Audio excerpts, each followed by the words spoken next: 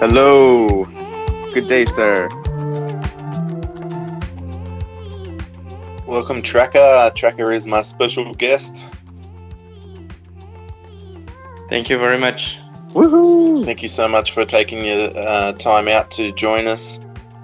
What time is it there for you? Currently, it's 11 o'clock sharp. On time. Thank you so much for turning up at such an hour. I know Megalodon is a late nighter as well, so much appreciated.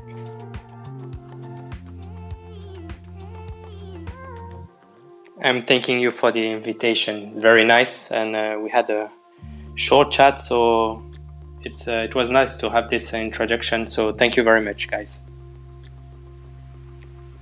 Yeah, so we'll just let the room fill up a little bit, and then we'll get started into some questions and run through the background and what you guys are doing over there. So that'll be good. So I've got a whole bunch of stuff lined up for you, and hopefully some other people that I've invited will come and join us as well. So hopefully we get a good discussion. Definitely. And thanks, Vonnie, for setting everything up and getting everything going. Maybe we can get a question going about pineapple pizza just to warm the room up. Yeah, that's it, man. That's your hand grenade for the room, man. So go for it.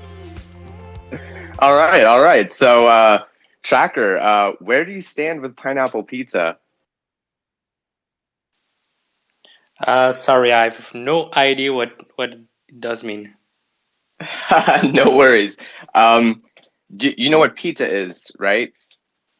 Yeah, I assume the Italian pizza you mean. So yeah, like Italian. What other types of pizza are there?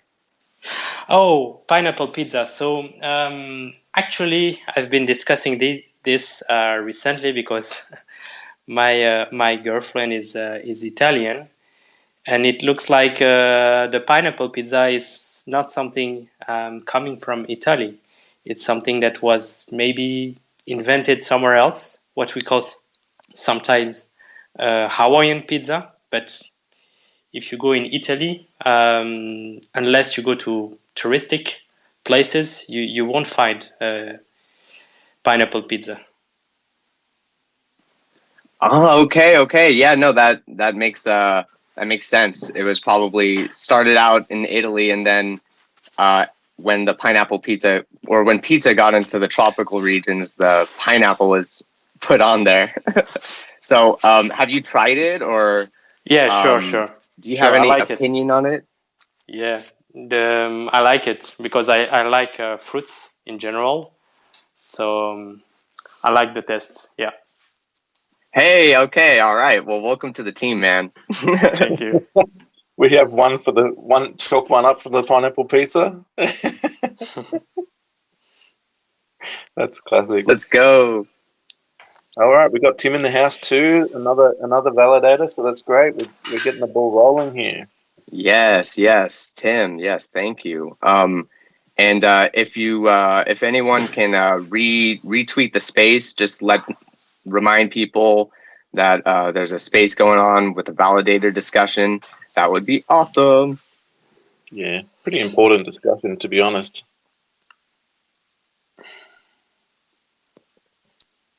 But we might as well get the ball rolling anyway. So Tracker, thanks for jumping in. You're my special guest number 1. So I've got Tim lined up as number 2, which is great news. Do you want to just give us a rundown of the background of you and possibly anybody else you've got going for your validator? Yeah. So first of all, again, thank you very much, guys, for the invitation. Actually, so Tracker Validator is currently a team of 3 people. So Tracker himself, unfortunately, tonight is not around, but I've been discussing with him for this session this week, and he would be pretty glad to join for a session next time. So Tracker is let's say the engineer, the mathematician, and the software guy of the team, and is currently the most technical guy, let's say.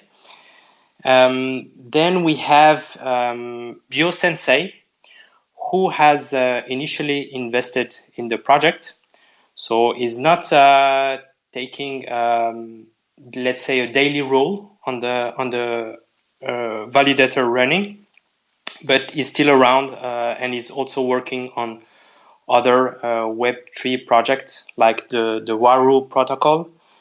And then myself, I joined a few months ago, and I'm trying to give some support and assistance on the community management, and and that's pretty much it for the team. Well, so that's pretty amazing. So you guys like definitely hit it as a team. Is that something that you guys like did it as a business, or is it just like pure out of interest? Well, initially we started really by passion, let's say, because we all know that getting into this kind of thing, validating, is not getting benefits immediately, especially when we start small. We are not big companies, so we start small. So it was really pure loving the technology, loving the blockchain, and trying to bring this spirit of decentralization, security of the blockchain. So we are much into the loving what it brings, and not at this stage, not much of profits. So that's such a difficult thing to hear, isn't it? But such a good thing. Like, so the passion of the blockchain, the passion of DeFi, so all those kind of things have brought you guys together, and it's good to hear that. You know, it's not all about the profit. It's not, you know, at the moment being smaller or anything like that. I think a lot of people don't understand that part of the process of being a, you know, a validator and, you know, delegating and all these other kind of things. Like, are there any kind of like pros and cons that you can elaborate on? Like, are there any technical difficulties? What are some of the issues or things that you guys go through regularly? So yeah, the first thing is to keep this infrastructure running 100%, like we are doing at the moment. So we are very happy that if you look at our statistics at the moment, we are performing very well. So that means that we have a constant, very consistent look on the performance of the server. So that's not easy. But then the other part is trying to get known by the community and trying to bring some people on board as delegators. So as well, this is not the easy part, and that's a bit what I'm also personally trying to get, is getting the validator known by the community. Personally, I speak Portuguese and Spanish, so we are trying to get this tracker validator known, and that's not easy. Let's say that's not easy. Yeah, it's definitely touch and go with engagement, especially in the current market. You know, we're in the bear market and stuff like that. Getting people to engage and, I don't know, spread the wealth a bit, spread the love. But you know, you guys seem to be off to a pretty good start in that direction. I think like someone was saying something to me about the keys for being a validator. Like, can you explain how to obtain keys, and is this like a mini game within the validating process? Can you say that again? So you mean the BLS keys? Are you referring to that, So or? Someone had previously stated something about how difficult it was to manage the keys and to get new keys to be elected and all this kind of stuff. So maybe if you could shed some light on sort of the election process or what it's like to be in that situation. It's kind of unclear to us normies out here.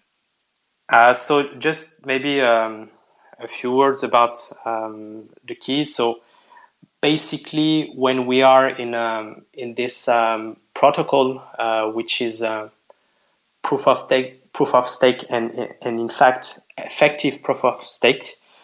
And when we reach an amount, a certain amount, which is basically based on the medium, the average medium stake, then we might need to put other keys, so our average bid is within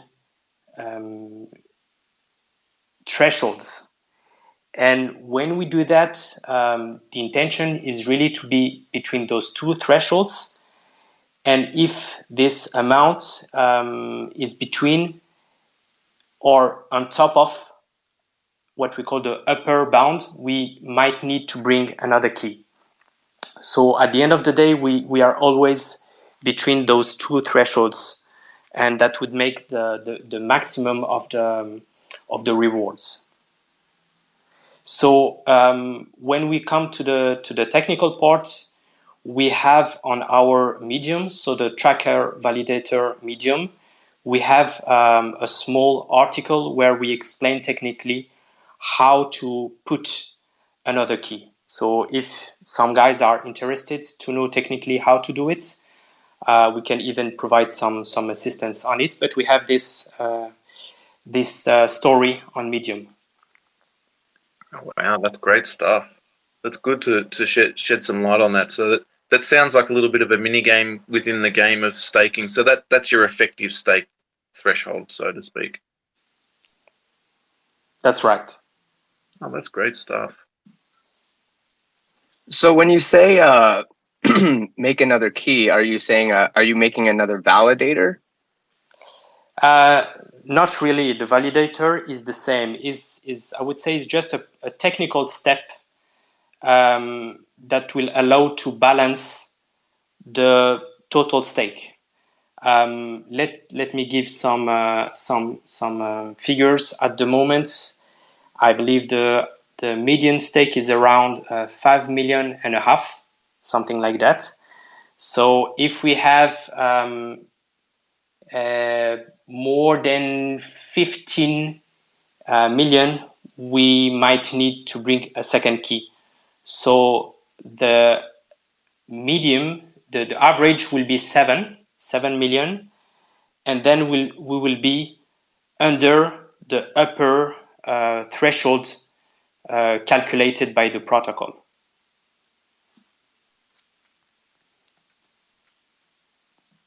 So is that for like self-delegating, when you delegate to yourself under a wallet? We have in this calculation to consider the total stake. So it's not only about the self-stake. The self-stake is part of the total stake. So you have to consider the total stake to make this calculation. Okay, for sure. And I think I'm just confused on what a key is exactly. What is this key? Well, to be honest, I'm not going to be able to go into too much details on this technical question. So we have put a story for the technical part, and then if you guys want to have more details on the role of this additional BLS keys, we might need to get into the documentation of Harmony. But that's so far my understanding, and what I can provide is that it's a way of balancing the total stake to be within those thresholds from the protocol, and to make sure that the validator is performing well and providing the right amount of rewards for the delegators. Okay, yeah, thank you for going through that. Very interesting.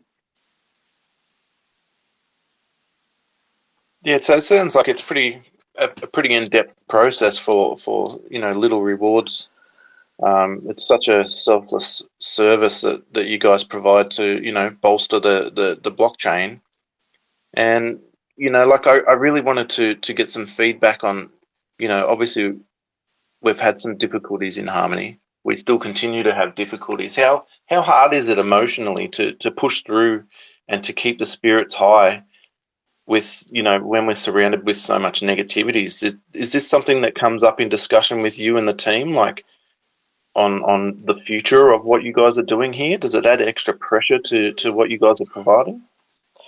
Well, actually, I've been working in IT business for a while now, for almost 20 years, and it's a bit the same for Tracker. Is been working with IT project for a while, so we know that when we deal with new technology, generally speaking, we have to stay apart from the emotions of the moment, because a lot of things happen, and when things happen, usually because we are in new technology, those happens very quickly. So we have to take a step back, and to keep our emotions out of that. What we've seen is that Harmony has been a very promising project. The bottom line is very interesting, and we still believe that on the long run, it will be a blockchain that will be used and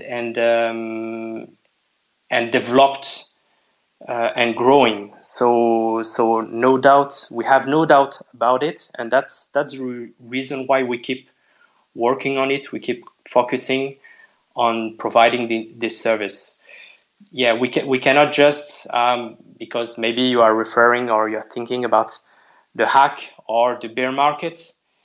If we every time we have this kind of problem, we give up, then we get nowhere when we are dealing with new technology. So we have to stay focused, to know what are the problems, but to try to overcome those.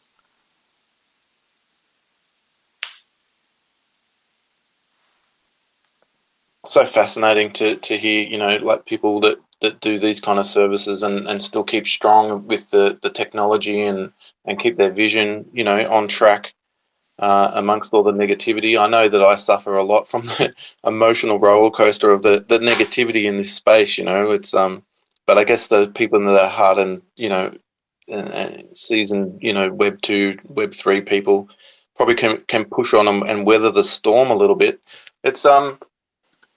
It's fascinating to hear that you guys are a team of people. Like, I don't know that there's many other teams out there, but you guys also delegate to Frey Token too, right? You got a validator over there.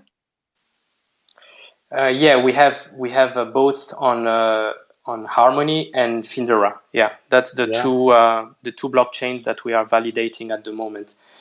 We have been discussing about what would be the future. Maybe we will expand to other blockchains, but that's not on the plan yet. What we want for the moment is making sure that the service that we provide for those two blockchains are efficient. So we hope that we keep this level of performance, because on both blockchains we are at the moment at average time 100%. So we want to keep this the service with high quality, and for later we will see. So yeah, at the moment we are on Harmony and Findera. That's right.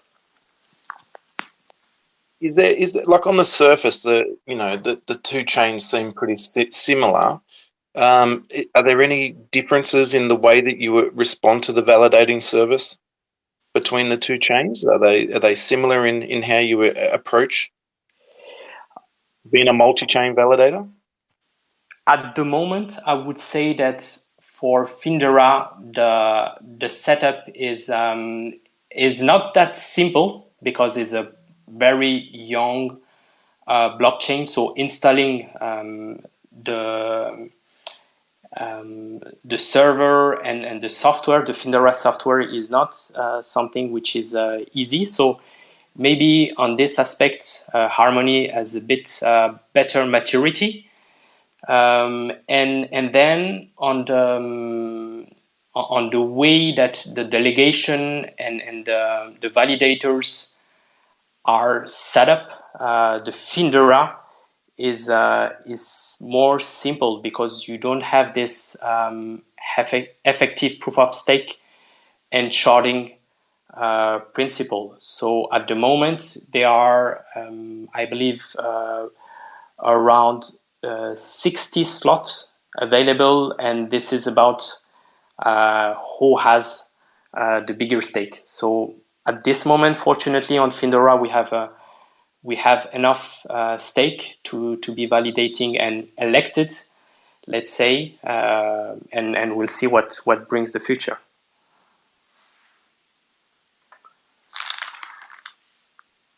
Oh, well, that's such an amazing thing to hear. I really like it. It's a thankless service that you guys provide, and I really wish the best for you and your team.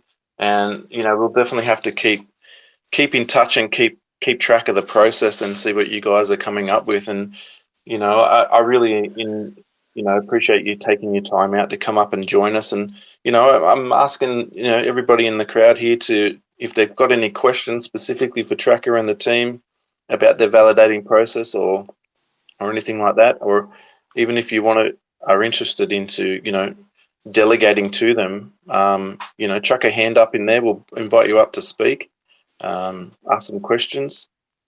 If there's anything out there, go ahead. Well, I have to say one thing. My mind was kind of blown a little bit when you said you guys were a team. I'm curious, like, how many validators would you say do you think are teams versus like single individuals? Because I always kind of just assumed everyone was just individuals, but it makes sense that you would have a team doing. Because I actually know I do see like companies that do validators across multiple blockchains as well. But yeah, I don't know. What percentage do you think are individuals versus teams? I've been looking into the validators currently running on Harmony, and I believe the big stakes are companies.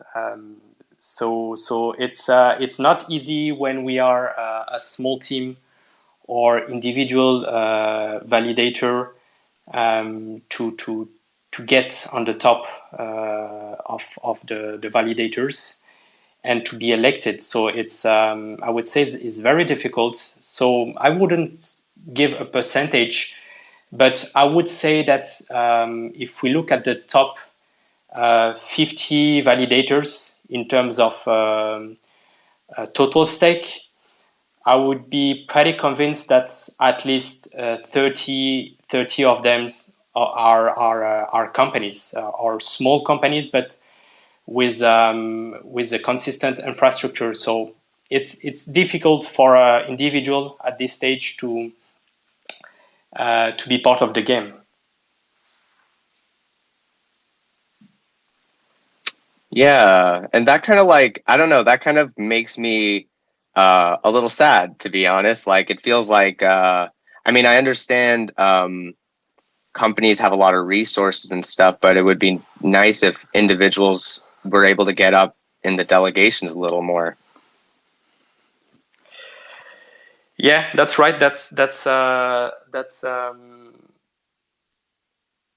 something I've been thinking about because, as I explained, I've joined recently this project, and I was wondering to which extent this idea of decentralization can be really achieved, and if eventually we are not just somehow redistributing the game when we have players that have so much resources, financial resources, and human resources and infrastructure resources. So that's the thing. I think there is a real discussion over there about to which extent the decentralization will be actually achieved.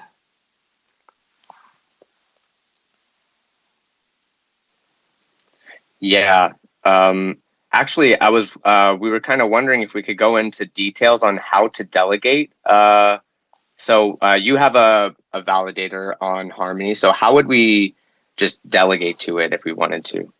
Yeah. So the first step would be to acquire once. So you will be able to acquire it on exchanges. And then once you have it on MetaMask, and this is the easy step of it, that you can connect directly your MetaMask wallet and open a session on the Harmony staking portal, and from them you can choose the validator you want to stake with. So you can even choose multiple validators that you want to stake with. But this is an easy process once you have your Harmony ones on your MetaMask wallet. Just have to connect on the staking Harmony portal. And is that the best place to go to, the Harmony staking portal, or are there other options as well? Well, I would say the easiest, at least from my side, is to go to the Harmony portal, because this is where also you can find information on validators. So you can find the statistics, you can find the list, you can see the total stake of the whole community. You have many interesting figures and details that you can get on the portal. So staking on the Harmony portal, I believe for a newcomer, for a beginner, will be very interesting. So I would recommend. Okay, good to know. And you also mentioned like community management. I was wondering what sort of community management is involved with having a validator. So there are many tools, and the first one is obviously Twitter. I've seen that the whole Web3 communities are so much developed into Twitter network. Then on our side, Tracker, we have been trying to recently develop on other networks like Instagram, Facebook. We have this Medium page. We have created a link tree. We have on Telegram. We have some groups, and eventually there is also a tool that we are not using at the moment for our validator, which is Discord. So those are the networks that can be developed within this ecosystem. So we are trying to get there bit by bit. So we get known by the community, and we know that some user will be maybe more comfortable using one network rather than another. And at the end of the day, so this is all about adoption. So we are trying to spread the knowledge, to spread the information, to explain that we are a player and that we are trying to help the community. So those are the different channels that we can use for that purpose. Okay, yeah, that's awesome. Onboarding and just getting people into the ecosystem is such a huge thing right now. And I never really thought of a validator as kind of being a bridge to that in a way, but I'm starting to see that now, because validators are incentivized to grow the network, and therefore they're incentivized to onboard people. And I know like EasyNode has I don't know, Tim, were you EasyNode or but there's a lot of onboarding resources for that, and yeah, so that makes a lot of sense. Did you guys have onboarding resources we could check out at all, or? am I just jumping the gun there? No, go for it. Go for it. Yeah, like I definitely think Tracker, drop your link tree into the comment section so that everybody has a chance to go and click the links and follow your journey and stuff like that. That'd be great. Definitely, drop it in there so we can all get on board and throw a bit of love your way to help with the delegation and validation process. That'd be perfect. All right, we'll do it. Sure. And also, is that Medium post in your link tree as well? Have you got a link to that in the link tree?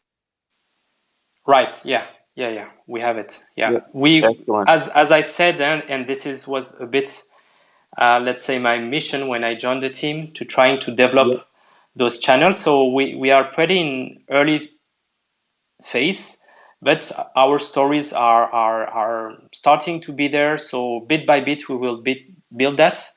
But on our link tree, indeed, we have all the information. So we have access to our Medium, Facebook, Instagram, Twitter, Telegram, and eventually by mail also. That's perfect. Yeah, drop that in there so we can share it around. Maybe we can feature it into the CDAO there too. Now that we've got to meet you and hear all the good stuff about the team and how you guys are pushing forward, it's really good to hear. Especially in this current climate, to hear people still pushing hard is such a refreshing thing. So, we appreciate you. And if we can do anything to help in the journey, I'm sure that's what we will try and do on behalf of the CDAO, if not personally. I know it's a bit of my mission to make sure we try and support all the small guys in the delegation and validation space. So, appreciate it. I was actually going to ask, what are some ways you can envision the community DAO kind of helping you out, helping validators out in general? Especially in the community aspect and community building aspect, because that's kind of what the community DAO should be about as I would see it.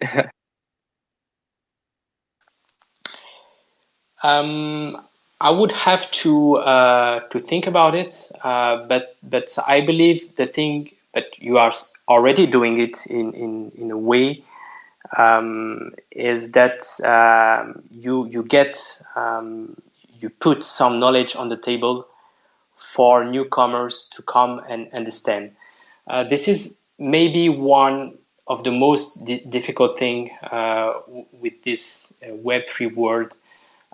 We have to keep in mind that for someone who has no knowledge, no technical knowledge, who is not comfortable with technology, a terminal, who is not knowledgeable about finance, it would be very difficult to enter this world. So this is kind of things that the DAO can try to make things more simple for newcomers to enter and to understand what it is about. Awesome. Yeah, no, for sure. And creating informational educational resources or guiding people to the right resources is kind of one of the value propositions where we're trying to planning on bringing to the table.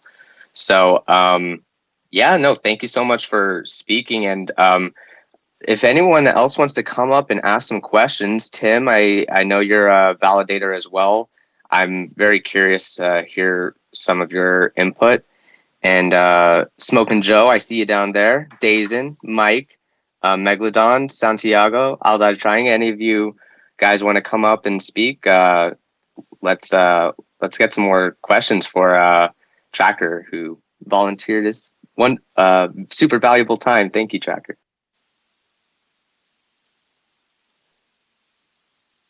And actually, a question in the meantime.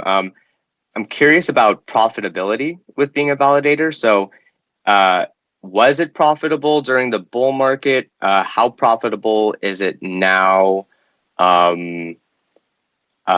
And what are like streams of income for a validator?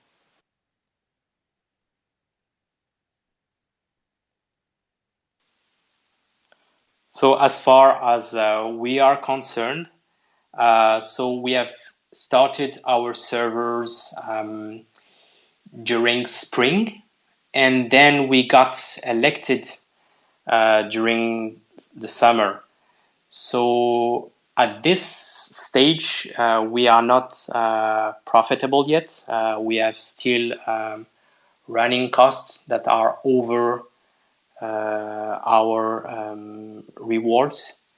So yeah, that's the thing at the moment. But we hope and we believe that on the long run we will get more delegators, and hopefully at least we will be able to cover the costs.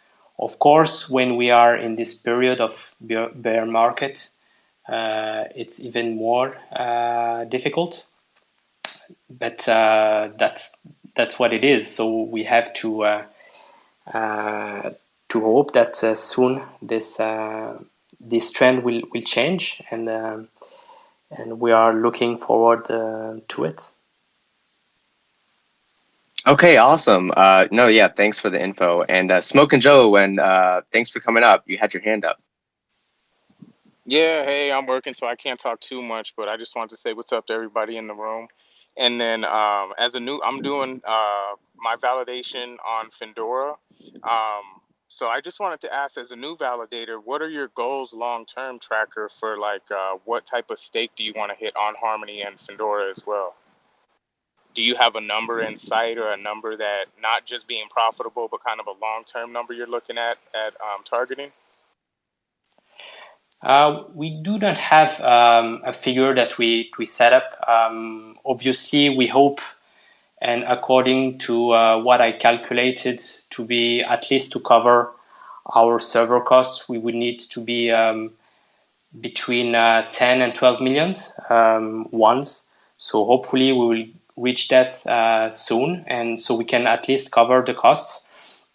What I say at the beginning when I presented the team, and maybe Smoking Joe, you were not around at that moment, but I was explaining that within the team, Tracker himself is also a developer, and also Bio Sensei, who is part of the team, has a pretty interesting and deep knowledge on the DeFi. So eventually, our team will also try to develop some other aspect of the Web3, like applications or DeFi system, and so the validation is one part of the game, but we will try also to develop other aspects within our team.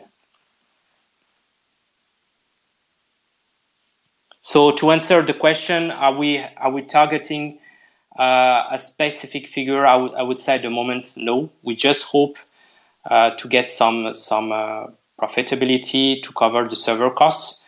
If we get more, that would be awesome. But that's not the only area where we will focus on the medium long term. So we are not like only thinking about validation profit. We are trying to view more than that.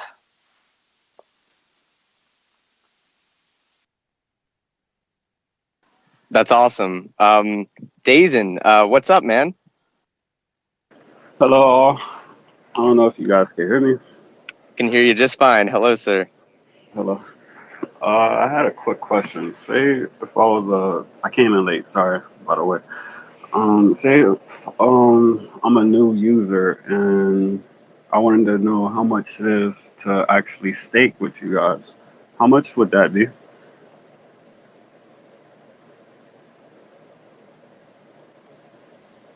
I'm sorry, I'm not sure to have understood well your question. Was it how much do we have as self stake? Was it the question? No, say if I wanted to stake to your validator or to a next validator, I was trying to figure out the cost of like to stake, like the medium range?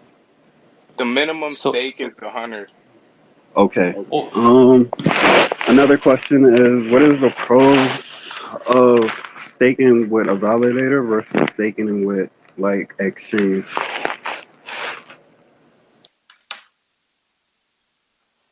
um, what I've been saying is that for some reason that I didn't go into much details. I believe some big exchange, and I think the most known that is validating on Harmony is Binance. I believe they have so much to do on their plate that they are not really focusing on the way that they manage their validator. So this is, I believe, something that you can benefit from a smaller, I would say, validator, is that is really trying to focus on the blockchain and on the server, and not being there for profit. So if you listen and if you get to know smaller validators, I'm pretty convinced that they have good intention to develop, to secure, to decentralize the network.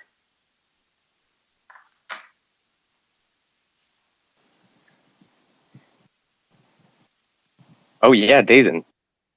Sorry, I just wanted to say thank you. Yeah, man, no worries. No, yeah, no, all good. And feel free to ask more questions too. I just oh shoot, now I'm forgetting. Damn it. Sorry. No, but they're all valid questions, you know, like how much is a minimum stake? You know, who do we stake to? What's the difference between staking on a centralized exchange or a small team validator or personal validator? Like these are all good stuff that, you know, probably people don't really know that much about, or maybe they have no exposure to staking at all, so they just follow, you know, these big centralized exchanges with their, you know, $100,000 marketing programs. But you know, there's real people out here doing their bit to do more and give more.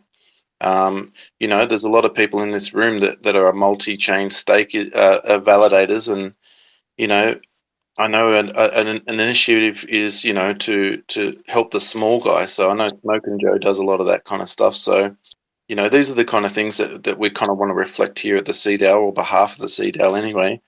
And you know, going forward, like it's all the small people that we have to, you know, probably bring to the surface, bring to the forefront. So I have a question, real fast. What was your most successful, like, what's been the most successful way to get people to delegate to you?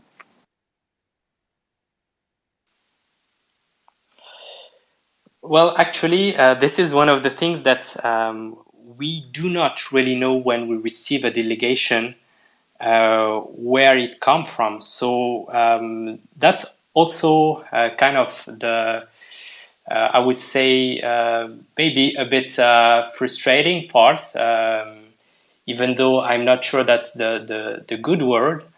But when we try to bring some education to get to know about blockchain technology, and that we are putting some advertisement or some content, we don't know if who is reading that and if it's really benefiting. So we do it first because we are truly believers that it's interesting projects.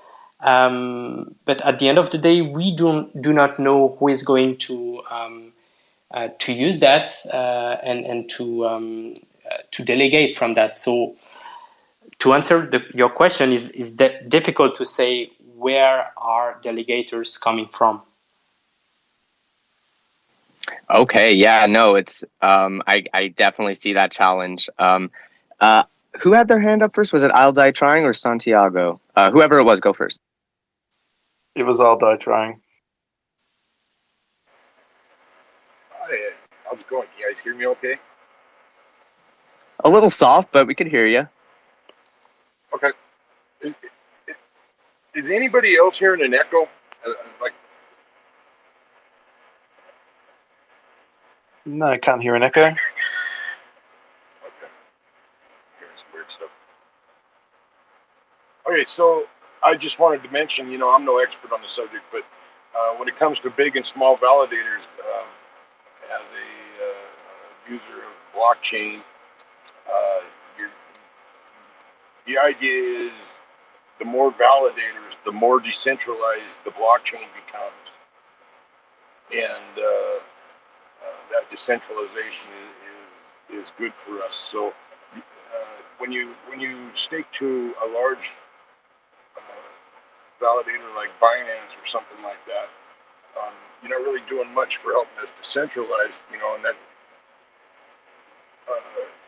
that helps everyone, helps yourself, helps everybody else, and everything else. So I just wanted to be sure that anybody that hasn't done any staking or anything like that knows that going with the small guy is good for the network.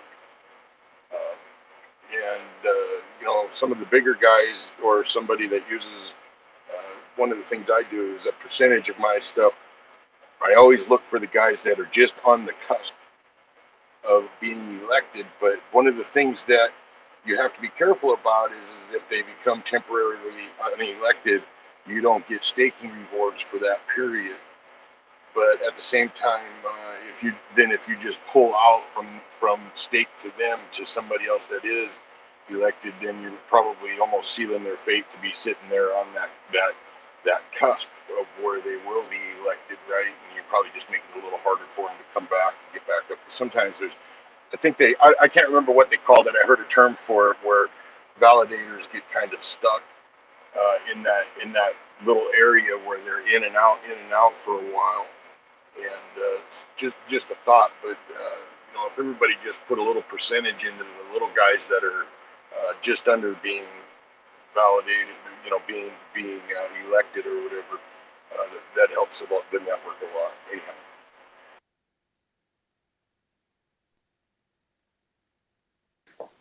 That's a great point, and thanks for the reminder for everyone. I'll die trying.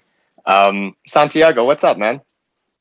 Hey, how's everybody doing? My question is for Tracker.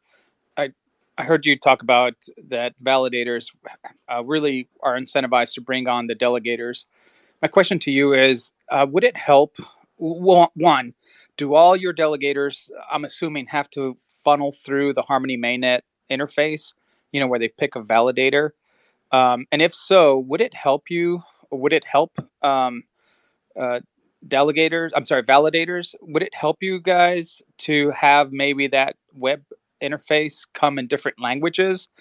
And would it also help you guys to maybe allow for a little bit of customization to kind of break yourself out or make your case to somebody who's delegating for you, or towards, to kind of break yourself out from the other validators?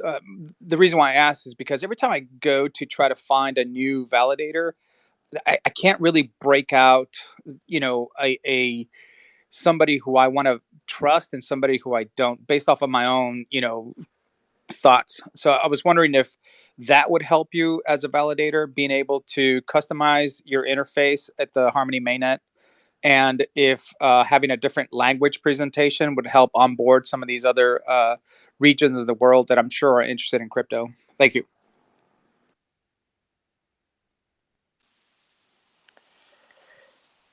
Yeah, I would say obviously the answer to those questions is yes. That's what we have been discussing since the beginning of this session. Is everything is about adoption and getting people knowing about all this, and of course some of validators, bigger validators, have been able to provide this kind of service with portals and websites customized that would help newcomers, and that comes back to the comment that was made just before, that obviously for a newcomer, for a beginner, it would be much easier to stake with a big player, because it doesn't need to get too much trust, because this big player will be known. They have big capacity of advertisement.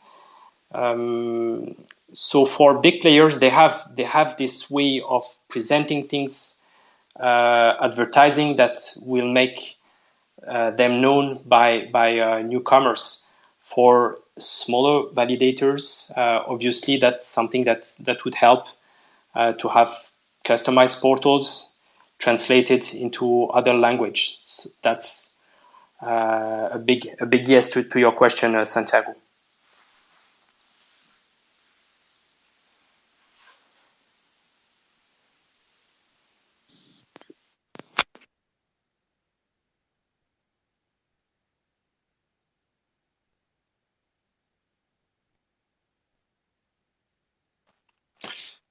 Well, you got me drinking my coffee, so I love this discussion. This is great. So, the consensus is out that, we've got to be out there to help the smaller people get elected, get it against these corporations that are running validators. And also the usability. Maybe there's some sort of avenue to introduce the Web3 usability at the staking portal. Trying to filter out some of these, add more customization, more languages, kind of like this.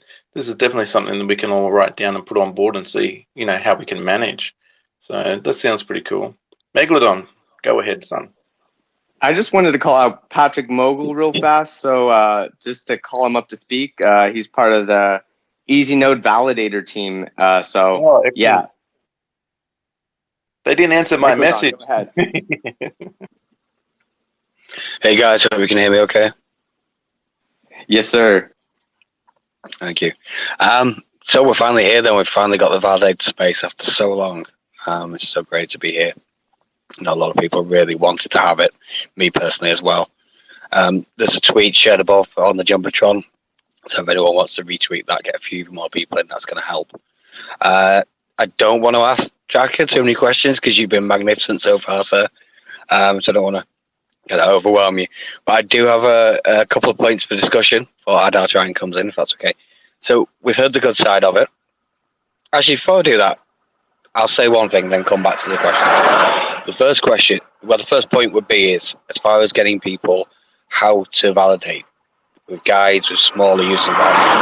I don't know how, I see Tim's in the room, I don't know, I've not seen his documents for Harmony, but I've seen them for Findora. And that was how I was able to validate there. So big up for the quality of the documents he provided there. So maybe that's worth a try. But I'll let Adar try and speak. I'm hoping you can still hear me. Am I working here? Hey, what's going on? Yep. I came in a little late, so I was going to ask, has anybody talked about the governance side of validating? Not so much. I asked a little bit about the community management a little bit, but not so much governance. Yeah. Curious about that too, for sure. Okay, so once again, I'm no expert. I'm just kind of throwing this out there. I'm sure somebody here has a lot more information, but when it comes to the big deals, like the big elections for the Harmony blockchain, the validators do the voting, I believe. And their voting is weighted on how much they have staked through them. So one of the things, and this kind of gets into the politics of the whole thing, but one of the things you might want to do as a user, somebody out there, is to go talk to their validator and see what they're about, especially if you're in a situation where there's some important stuff going on, maybe a bridge got hacked or something like that might happen or something, and there might be a big vote coming in later on, and you might want to know what your validator thinks about that situation. and stake accordingly. And that's a great question, a great point to add. It's definitely something I missed in my curation of this thing, but it's very, very important. And I'd definitely like to hear what Tim's got to say about that, and even Patrick. But yeah, go ahead, Meg. Cheers. I'm just going to say, to throw into the conversation at some point, we need to also cover fees, because there is a fee, right? So it's only fair, I think. We discussed that, how that works a little bit, and also how it can be changed, which is a good question, and how important it is to regularly check with your validator. The fees haven't changed.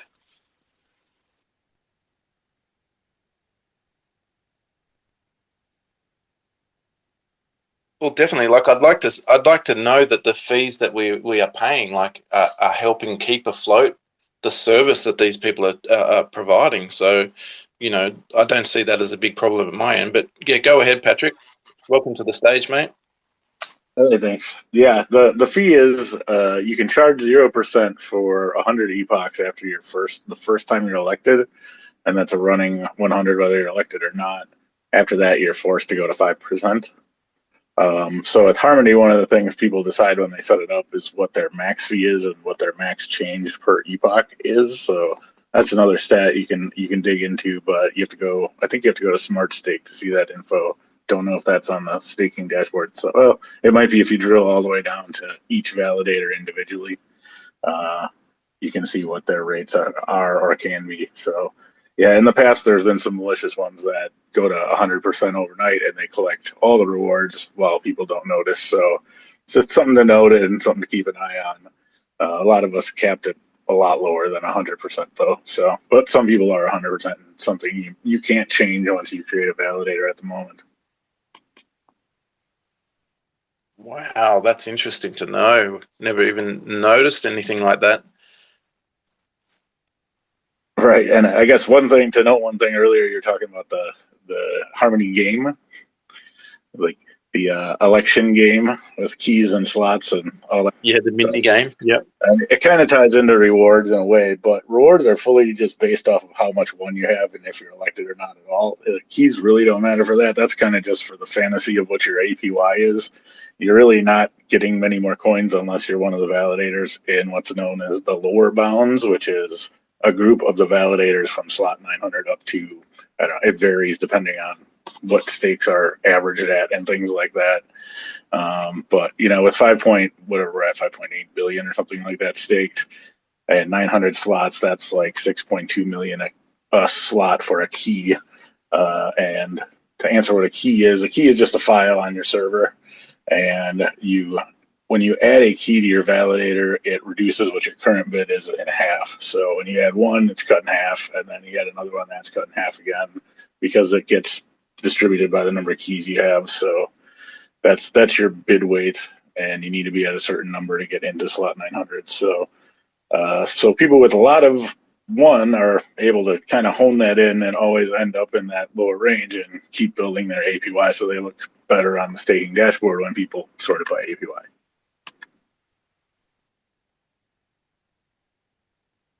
Oh, amazing. That's good, great information, because like a lot of us normies, right, we get there and we just look at all the numbers, but we don't really know what goes in behind it, right? So it sounds super technical. It sounds like way over my head. I'm just happy to stake and help the network, but that sounds like a mini game inside a mini game, really. It can be for some people, yeah. I mean, there is an auto bidder tool by Robo Validator that's out there, which for the most part you can set it up and it'll monitor stuff and you can tell it like what slot to never go above, and it'll run fine. But it does have this out for blood mode you can enable, and some people run that. So the last so many blocks of each epoch, their auto bidder bids for as many slots as they can take because they're trying to get their APY bumped on the dashboard. Amazing. Wow. Go ahead, Tim. Good to hear you, man. Yeah, what's going on, guys? I was going to bring up one thing about Megadon was talking about like fee changes. The way that at least I, and I think most of the validators and any other delegators who are smart on it, probably use Smart Stake, which will show you network events such as validator fee changes. You can drill all the way down to validator fee changes, and you can look at the history, and you can look when it's happened. And if it just happened, and I think it's the last 5 epochs, it'll be highlighted in yellow.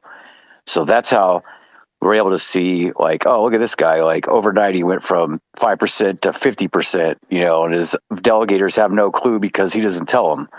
So it's a way to catch people trying to be sneaky and raise their fee without talking. I mean, I'm not saying raising a fee is a bad thing. I'll never say that because I don't know each validator's circumstance. I don't know what they owe for bills. I don't know none of that. But I've always been a big proponent from day one of being transparent, even if it's bad news.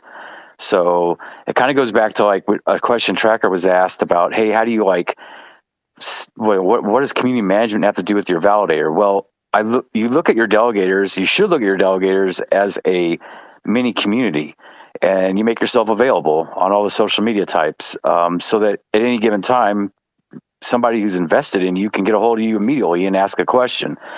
Or on the other side, I have to shotgun information out because I want everybody to know, something about the validator. I already have captured my community and I'm able to tell them really fast. So it's kind of a bunch of issues put in one, but I would just highly suggest that you watch Smart Stake if you're a delegator to keep your validator honest. That's what we do, and that's about the only way you can catch them really quickly trying to do something that they haven't told you.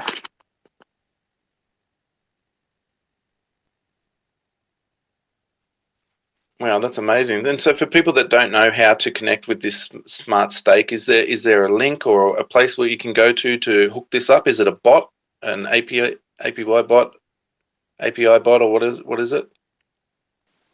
I actually posted a bulletin thing in the bulletin board thing. If you click on the link and click on the Smart Stake Twitter profile, it has a link to the website. It's a website with just like a bunch of different blockchains with all the validator staking information, like total stake, commission, stake weight, status, how many delegates they have, and other stuff.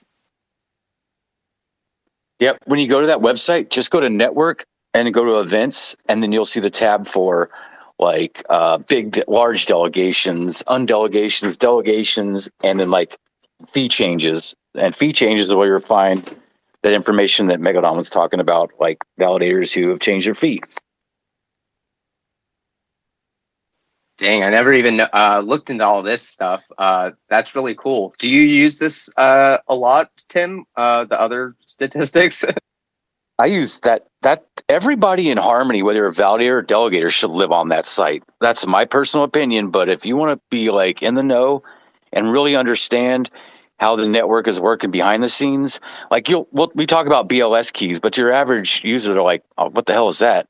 But you can actually see on the Smart Stake on the election tab, you can see it play out. You can watch the game. That's what validators do. You can see the slots 1 to 900. And you can see the unelected slots, and you can track who has gone unelected and who not. I mean, you can go down to your validator and find out if this person been elected the entire time, or do they bounce in and out of election? They just don't tell me, and I don't catch it on my rewards that they've lowered.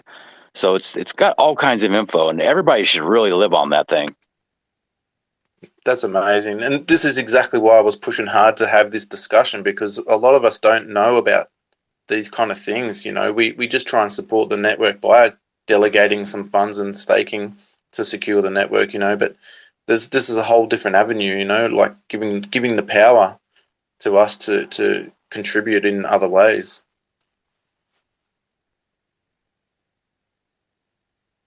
Go ahead, Meg. Cheers. So I'm going to stretch my memory a little bit here for this one. So if you kind of look blankly at me, it's my fault.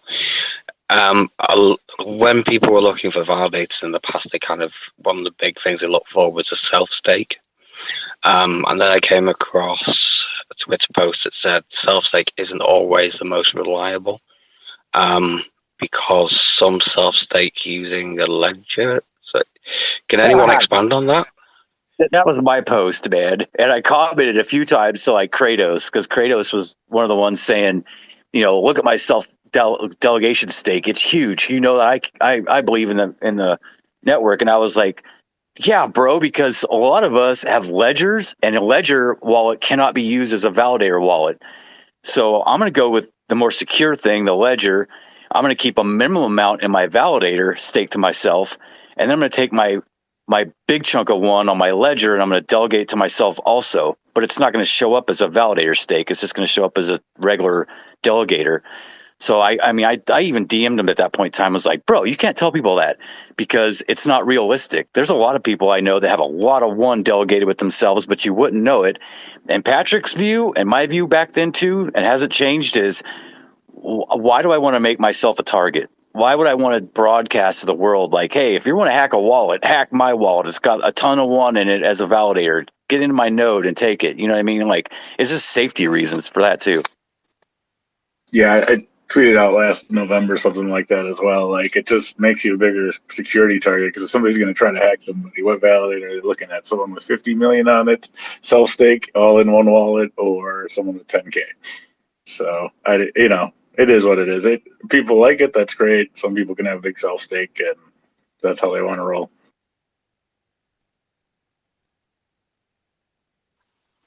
I was Sorry, Meg. Sorry, Miles, go ahead. Well, I was going to ask, can we ask each of the validators, because how do I try and mention about voting and governance? Or not voting, sorry, governance. So validators kind of represent their delegators, is my understanding.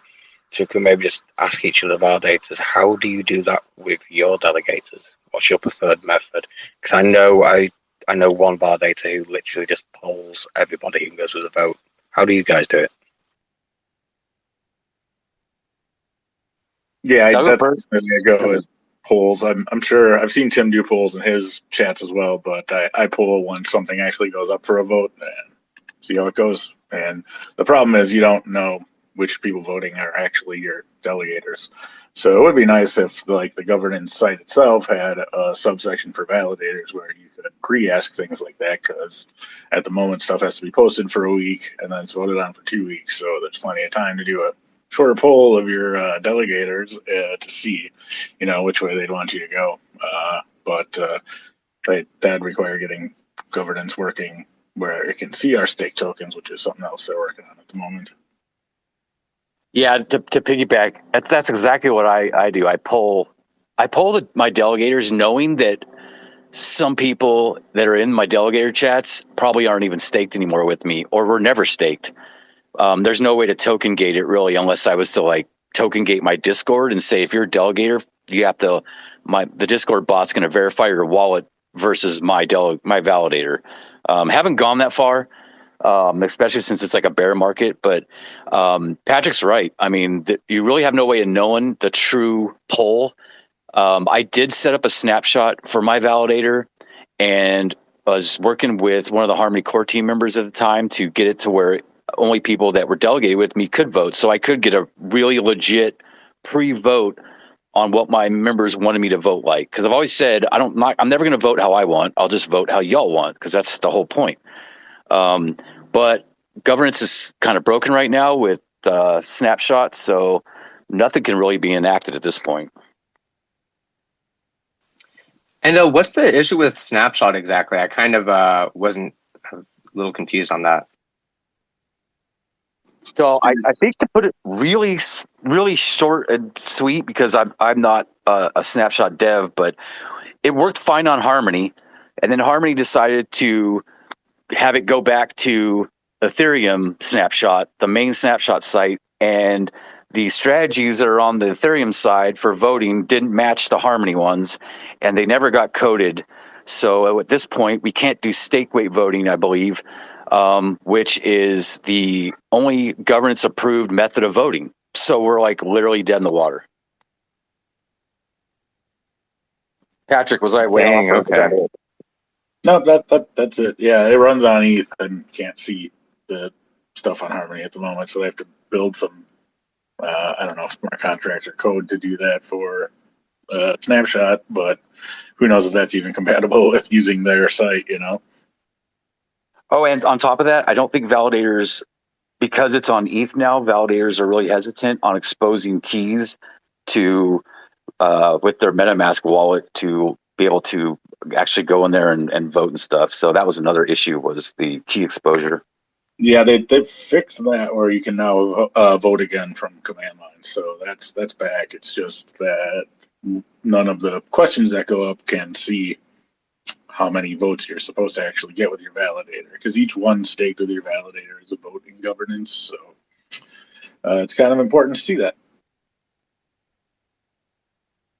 Wow, we're definitely getting some real good alpha here with this, like great insights into the what goes on behind the scenes as a validator and a service. Like, it's quite technical by the sounds of things, you know, and sounds like security is a pretty big issue.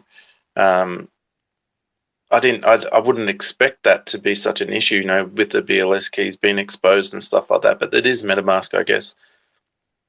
But man, I've written down so much about this whole conversation. I'm so glad you guys come up to speak and give some of the, you know, history of and that you guys have got going there. That's pretty amazing. My head is blown, to be honest.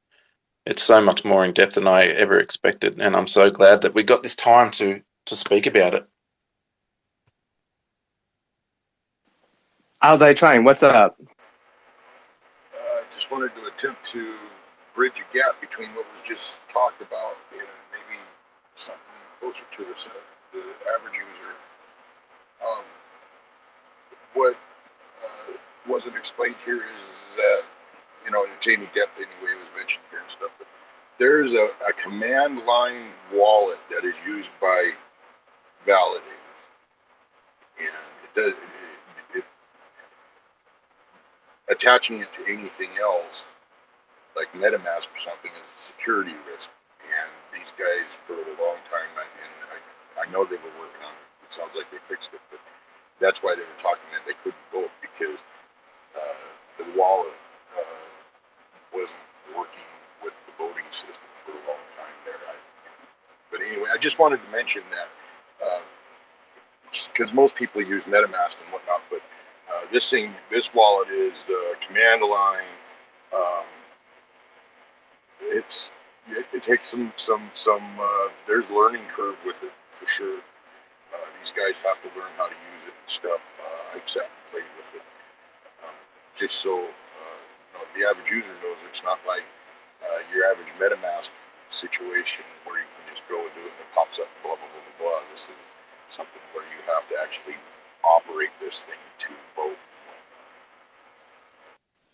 That being said, I myself am not a coder. I've kind of like dabbled a little bit, but there are guides that are basically copy paste. Like, they guide you line by line. Like, okay, copy paste this, copy paste this. EasyNode has a really great guide that got me to get my first validator started. So yeah, it's but it is you are dealing with some sort of command line, some sort of or I don't even know what you call it, a UI to do all that stuff. So yeah, it can be a little intimidating, but it's doable.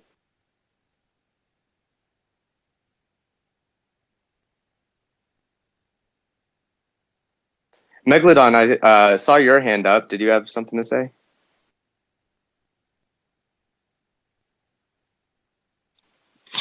Yeah, absolutely. I got loads to say, loads to ask, to be honest with you. Like we said, we wait a long time. But just to further the conversation a little bit, for anybody who is listening on the recording, there's a couple. What type of things do validators vote on?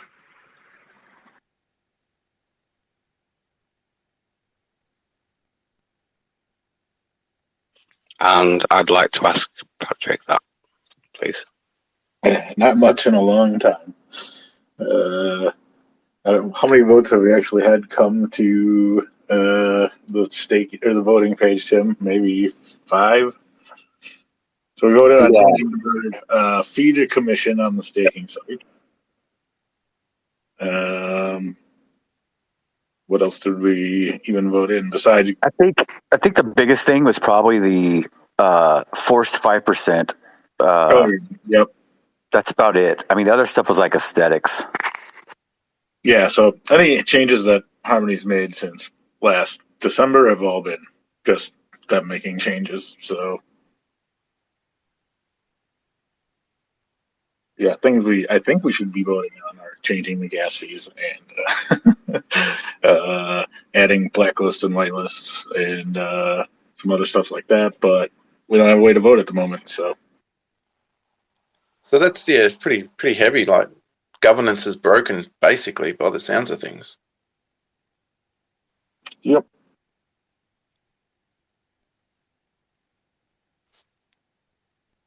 Yeah, I don't know how I feel about that. It's such a big thing. I think these things are all being handled behind the scenes as a supporter of the blockchain and all that kind of stuff. So I guess a lot of people don't understand this whole part of it, right? Oh, for sure. A lot of people will never get close to the the inner working behind the scenes stuff. Just reading what's out there. It doesn't all bleed out to the mainstream social media stuff.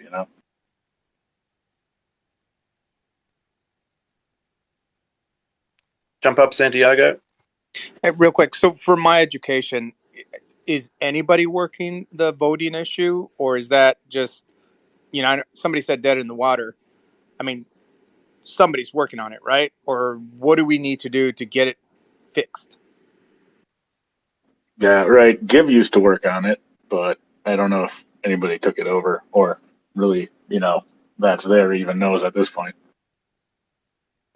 So right now I did want to press him for it. Honestly, I did want to press him for it. I have been following his journey, and I was hoping that he would like to talk about it and elaborate a bit more about his journey.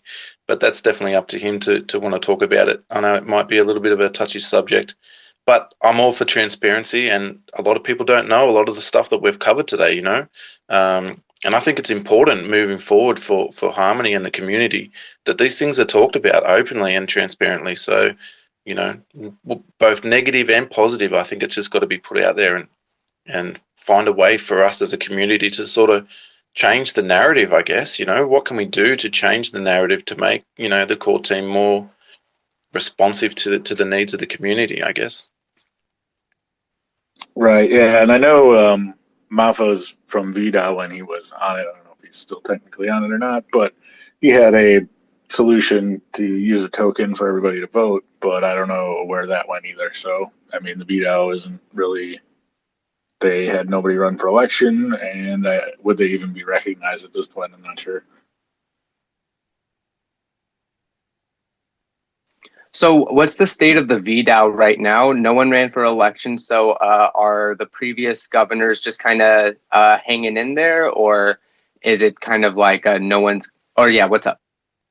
Yeah, somebody's hanging in there, but I don't know who or what they're doing, or if it's backed by anything from Harmony. It's hard to say. There's a couple hanging in there, and we approached them for the website that we're doing for the CDAO. So any kind of material that they've produced, the DAO, we can possibly look into incorporating that into CDAO if necessary.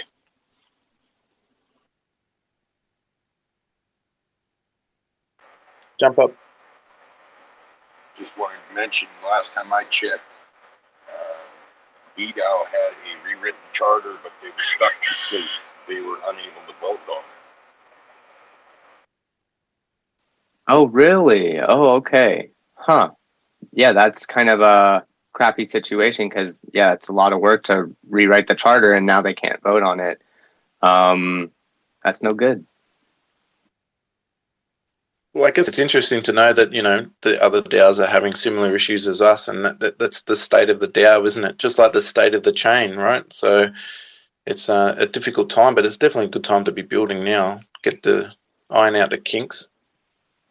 Could an NFT ID or something be like a solution here? So like people who have a validator can get an NFT ID and then they send it to like a MetaMask wallet that they use to vote on stuff with Snapshot?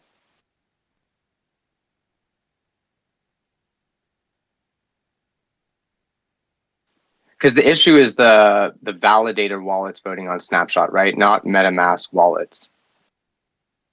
Yeah, right. If there was some way to on-chain indicate another address that could vote on your behalf or something, that would definitely work out. And it would only be it'd be done from people who operate the validator. So if they want whoever to vote for them, who cares? I guess let it go and have the voting power go that way.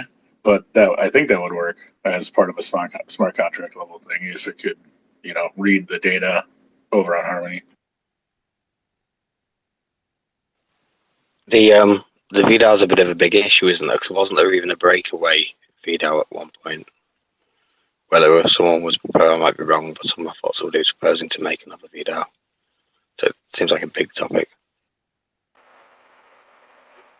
I just wanted to mention, and that's one of the reasons why VDAO can't vote is because they use their validator wallets to vote. And I mean, they may be able to now since it seems like that may be fixed in the command line wallet. But I just wanted to make that point that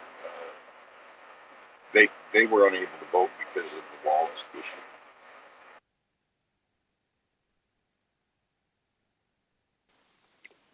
And actually, if I could swing the conversation a little more to the technicalities of the validating, I was just kind of curious. I'm looking at the election tab on Smart Stake, and I can see that Binance Staking has slots 1 through 21 right now. And it says their BLS plus 2 is 1 through 23. Their BLS plus 1 is 1 through 22. Their BLS minus 1 is 1 through 20. I was wondering if you could explain what that means a little bit.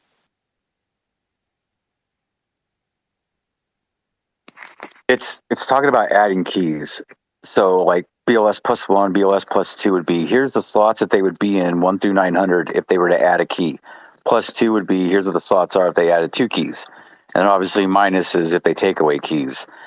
And honestly, right now, with the amount that Binance has staked, the fact that they're sitting there with a very minimal amount of keys as opposed to what they could have is a really good thing for the rest of Harmony validators.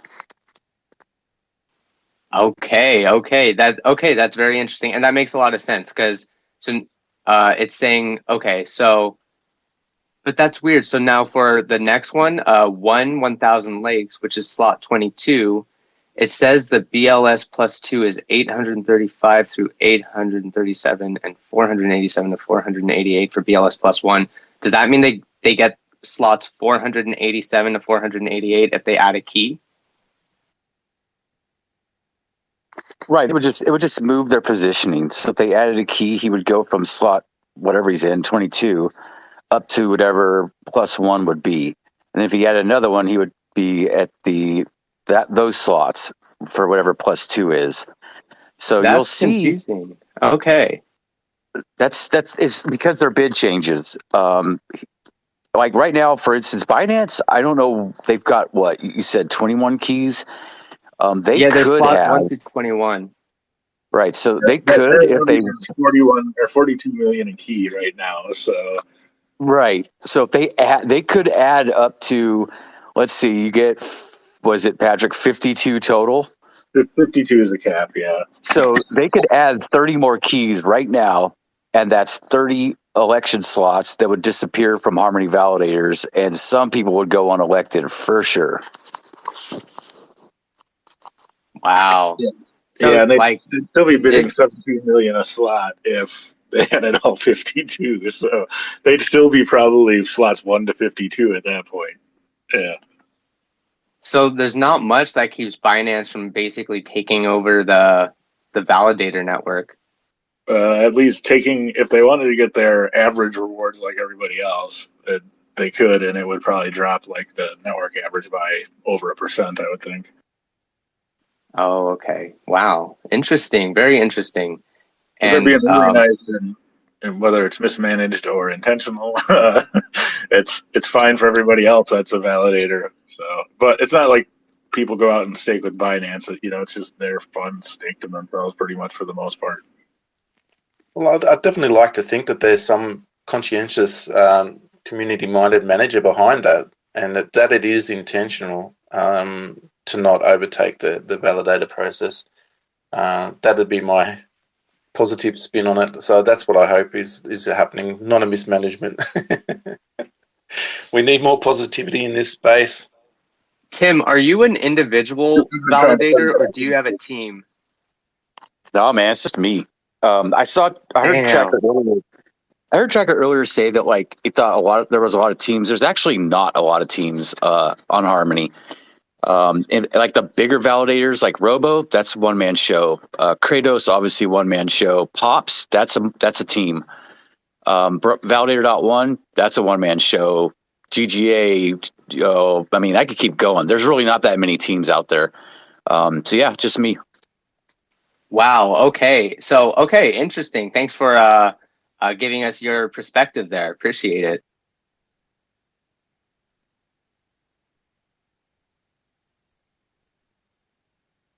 It's fascinating. And another thing, this is also on the more technical side, but so there's 900 slots for Harmony 1. I know for Findora, there's 100 or 58 elected, but then there's kind of 100 that are kind of partially elected or going through. I don't know. I don't fully know how to phrase that. And I'm guessing that there's a difference in the amount of validators because of the consensus protocol. So I know Findora uses Tendermint. I'm not sure what does Harmony use, and is there a limit to how many validators can be on the network? Is that a voted thing, or how does that work? Just like basic info for Harmony, there's 1,000 slots. There's 1,000 elected slots.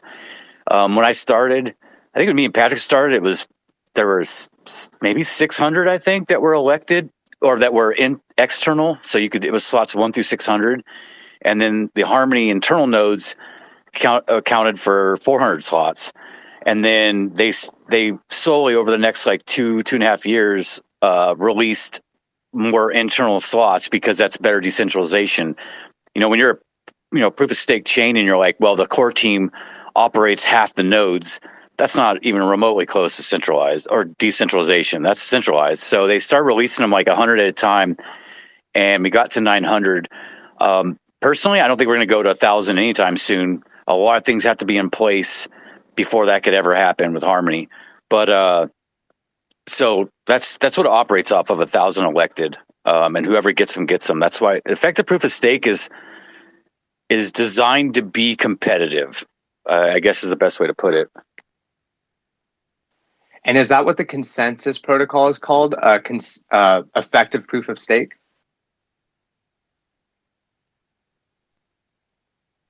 Not quite. Honestly, I'm really not quite sure on that one. I guess I never really thought about it. It's maybe some weird name. I think it's their own custom thing from the sharding that they have. I don't know. They don't use Tendermint like Findora does for consensus. Yeah, nobody has EPOS. In fact, Harmony doesn't have EPOS, to be honest.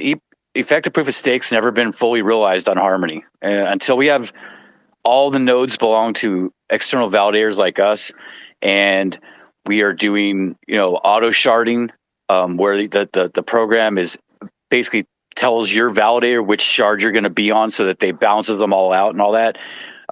Effective proof of stake's not even realized yet. Gotcha. So the effective proof of stake idea is kind of we need the cross sharding, the automated cross sharding to happen. Am I saying, is that correct, or?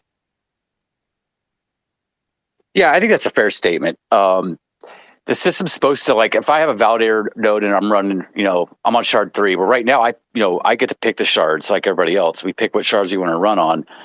But eventually, once this thing's fully done and realized, it shuffles you around to where it needs you to be so that it keeps all 4 shards balanced out. And there's a whole lot more to it, I'm sure, because the documents are very long and written like a science whiz. But yeah, so that's basically the bare bones of it.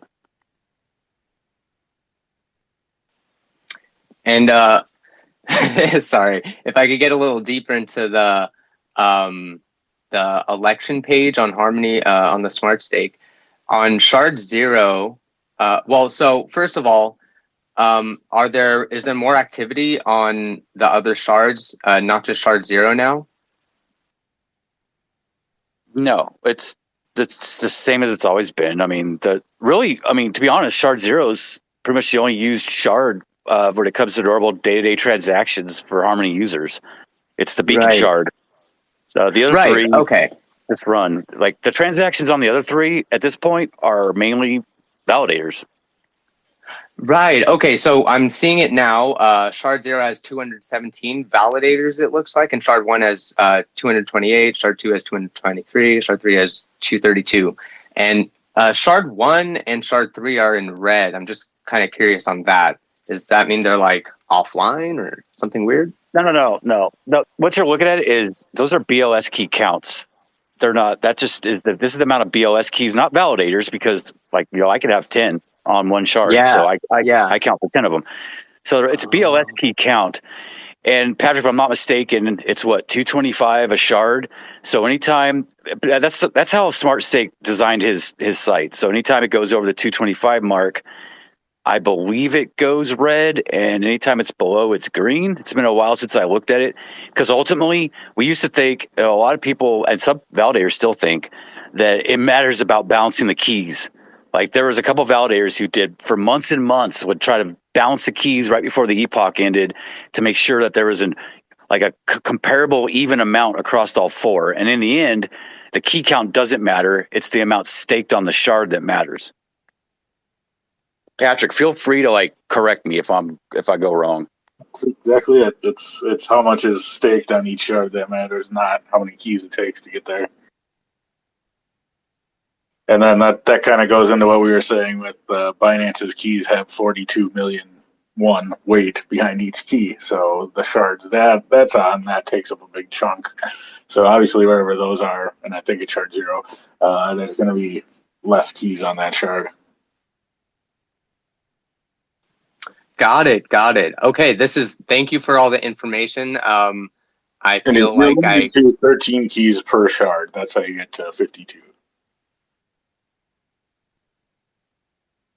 So one server can run one shard, basically. There's ways to do more, but you got to be higher level for that. Wait, sorry, you said 13 keys per shard? 13 keys per shard is the limit. Yep. For a total of 52 keys total. Hey, that would be one of the things that we actually did governance on, was what the consensus was with the validators in the end after a couple rounds of voting, was settling on a max cap of keys allowed per shard.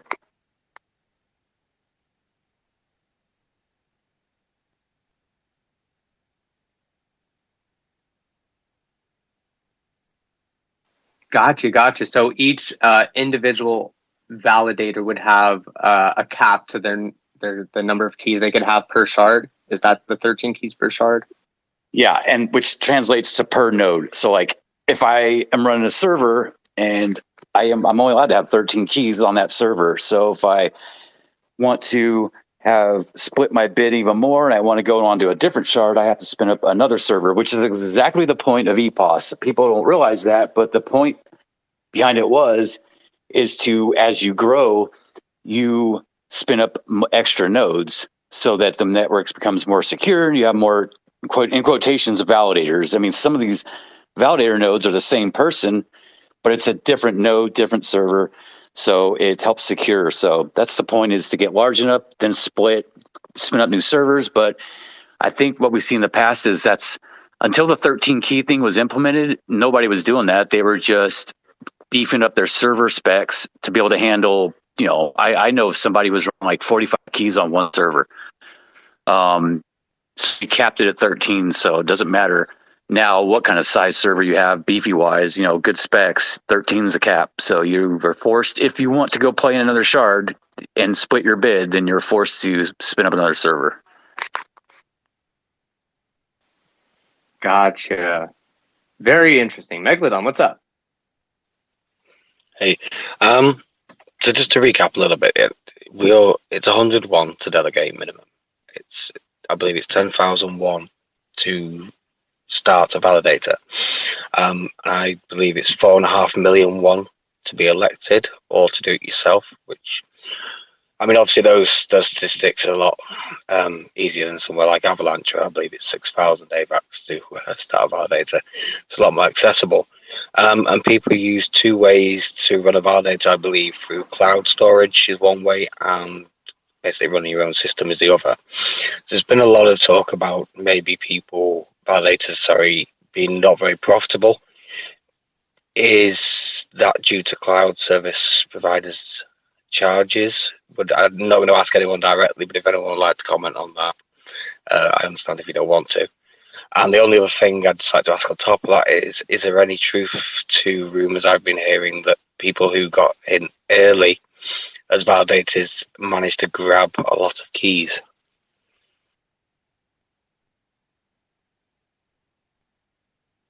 Tim, I'd love you to answer that. Okay, sorry. I'm checking this food I'm cooking, and I completely spaced the first part of your question. What was it in reference to, man? I heard it all as soon as you remind me. Oh, it was it wasn't a go at anybody at all. It's basically just the chatter that kind of I've been hearing is the two ways to run a validator. As far as I'm aware, is cloud service or running your own system, and people are basically saying, look, it's not profitable. Well, some people are saying this. So okay, got it. Is that part of that?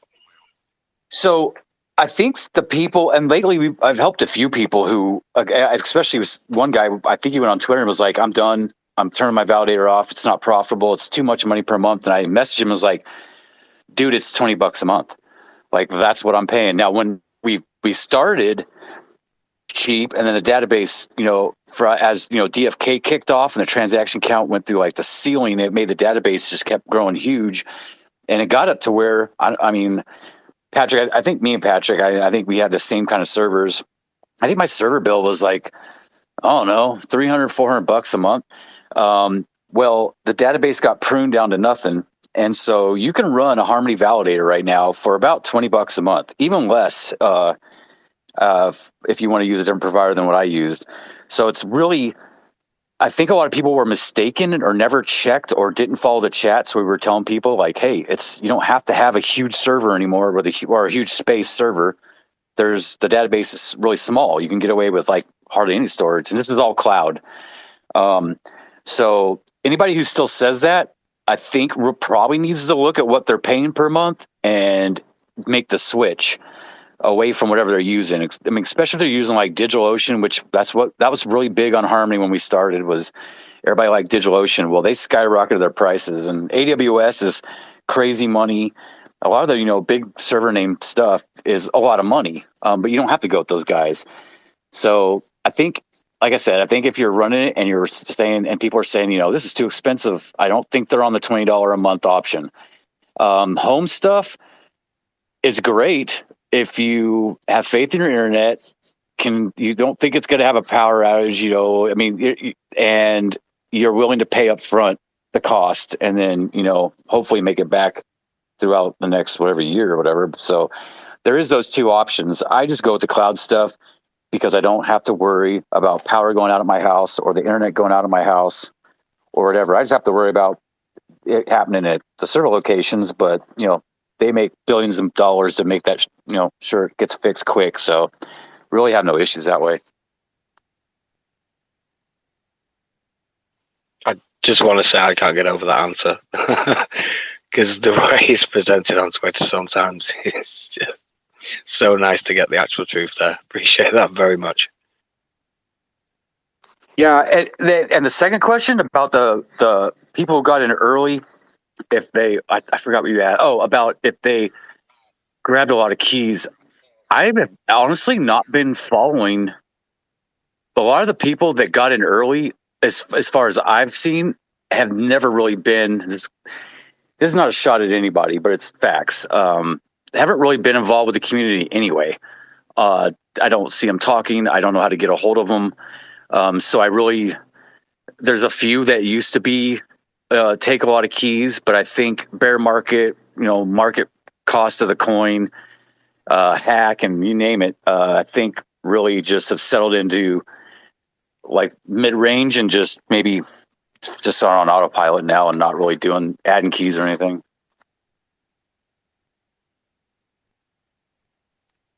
Yeah, 100%. Like the month that I've spent reaching out to people like yourself and other people that I've been validating since day one, there seemed to be like a little bit of a stigma. Like it was very difficult to get engagement. I don't know whether that's just because I'm a nobody on Twitter, but I just honestly thought that, you know, contacting these validators, like some big names that I've been following since day one, and there was no interaction with the community. It was a bit of a setback, and I felt a little bit disillusioned with that, because here we are trying to support the community for the reason of the blockchain, right? So it's such a polarizing topic sometimes within certain people in the community. Is that something that you've come across, like as being on the other side of the fence, I guess?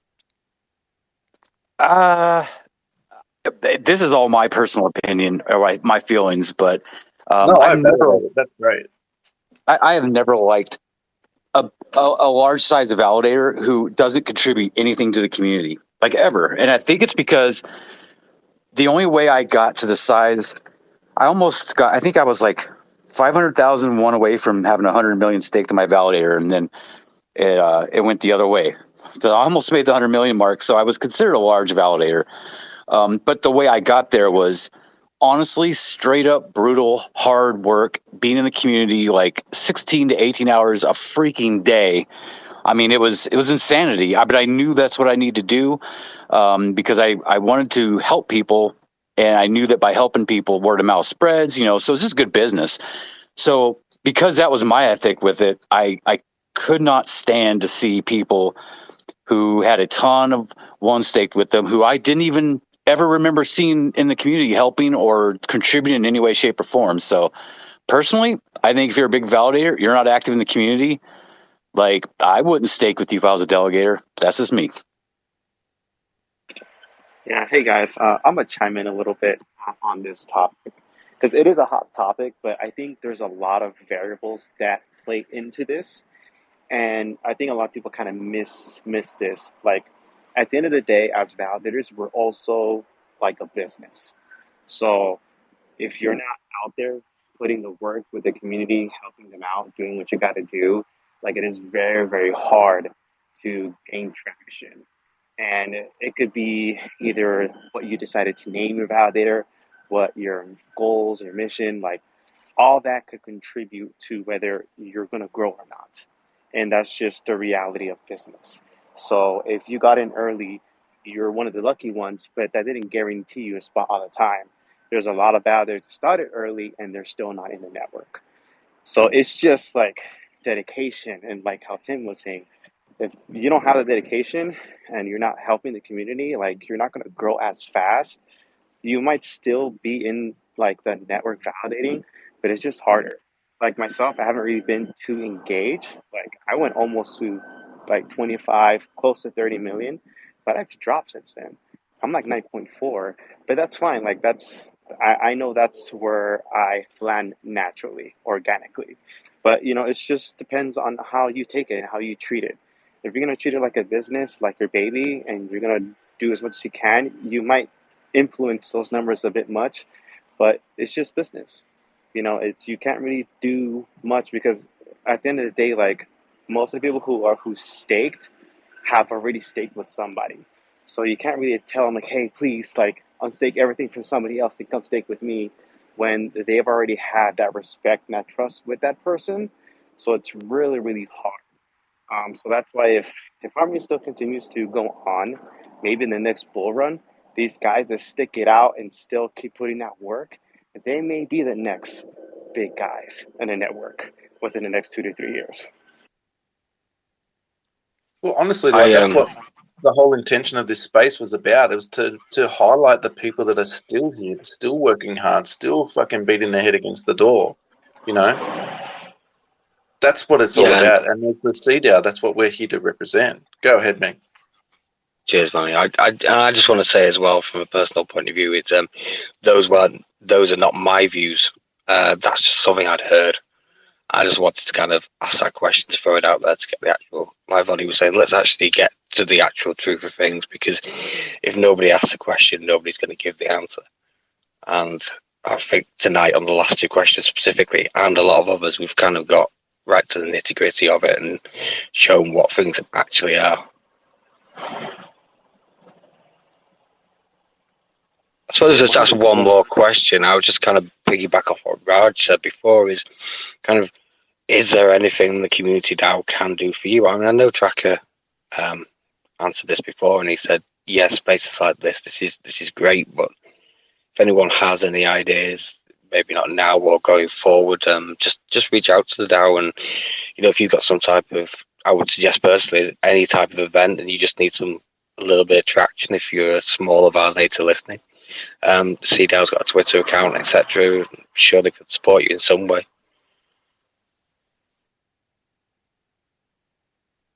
Yeah, like that's definitely the consensus of the team members in the CDAO, like the governors right now. Is it's always talked about behind the scenes of how we can contribute more and sort of umbrella a lot of the people that are still here working hard. So by all means, drop all your comments, all your links, everything into the Jumbotron. Promote it out there, get some conversation going. Like, we're happy to support everybody. Like, there was a question that came up before, like, as representatives of the CDAO, is it in the CDAO's best interest to make a validator with our treasury? Like, what do some of the OGs here have to say about that?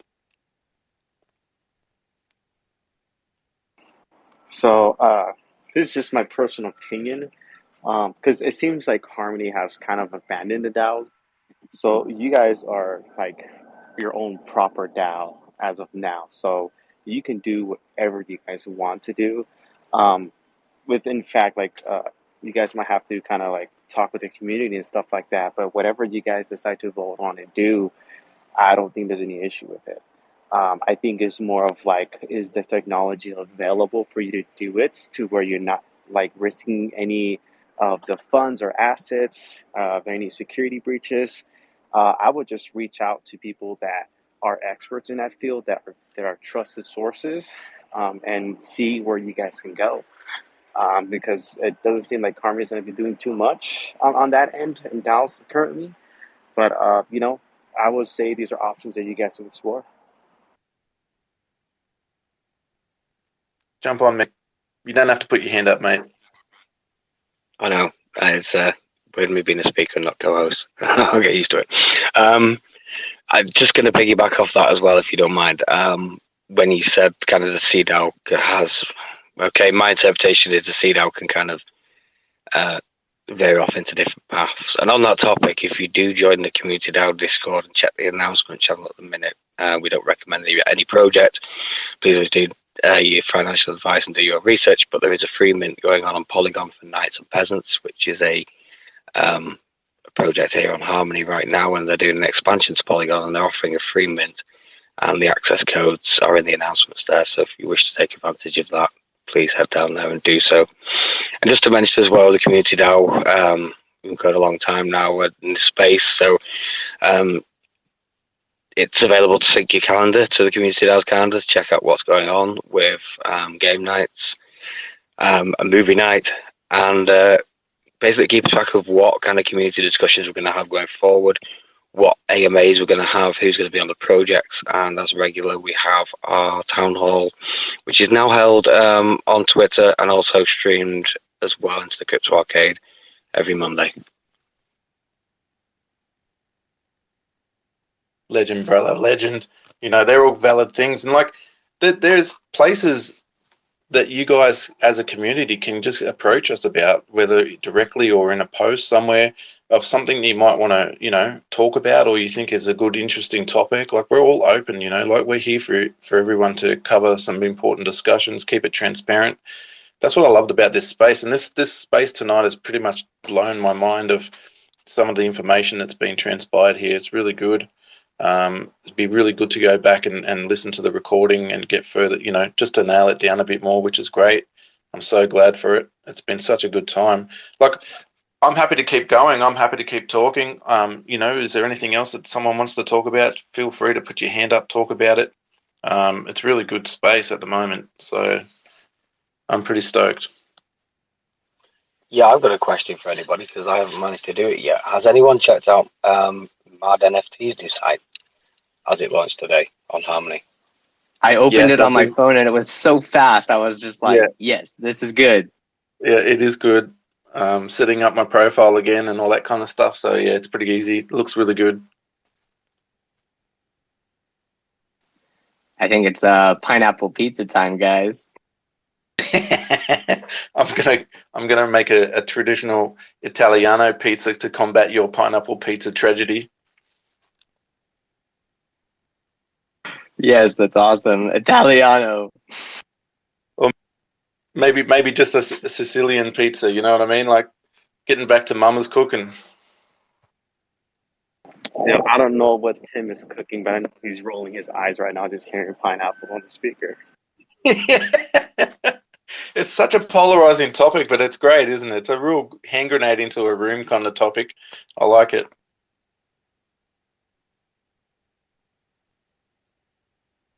And we definitely need to focus on some more positive things in this space right now. It is a great time to be building and forming these networks. So I'm so happy. I learned so much in this episode, which is great, and this is why I was pushing hard for it to come to fruition. But it's definitely something that we can probably check back into in a month or so if any new developments happen on the Harmony One side, whether they start taking us a little bit more seriously as a community DAO, and hopefully we can start making them a little bit more accountable. I know that might be a little bit of up in the clouds, but let's go for it. Let's stand on our own feet and try and get some momentum, hey? I just want to say as well to any validators within Harmony, if we're ever holding anything or the community DAO's ever doing anything, we're open to everybody, but just come on up and just get involved in the conversation, as I say, because Harmony would not be here if you don't do what you do. So we appreciate it, and we will certainly try and get the message out to people like we have tonight the best we can. Maybe a small start, but maybe going forward, like Vonnie says, we'll continue. Yeah, I'm gonna have to hop off, but I appreciate what you guys are doing. Like, you guys are not giving up, fighting a good fight, and it's awesome. It's very admirable. So, major props to everybody.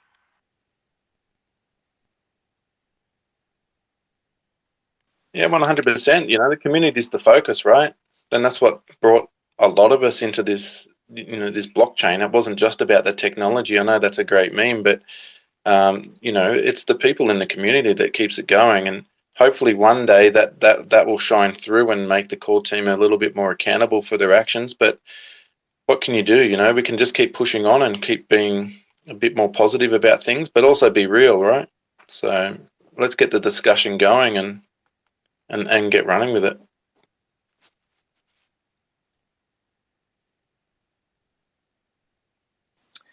So that kind of makes me made me think of a question, and I'm kind of curious. Tim or Patrick, either one. Have you guys interacted much with the core team? What's been your experience with the core team?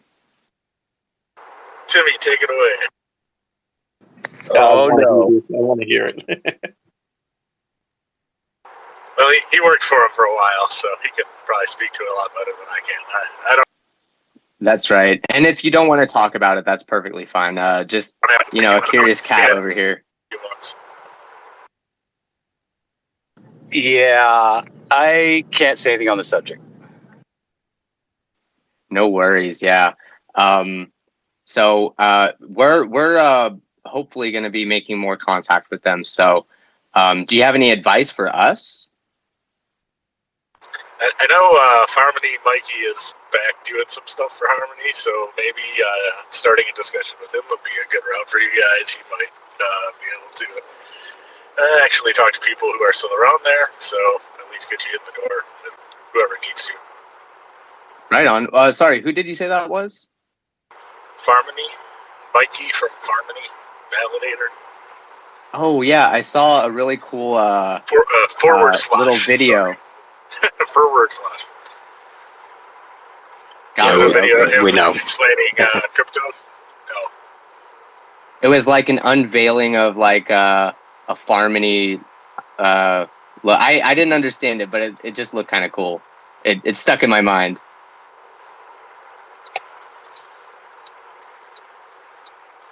See, yeah, he was doing some DAO relation stuff for them before, and I think he's back now doing some other stuff. But I'm sure he's still definitely he was.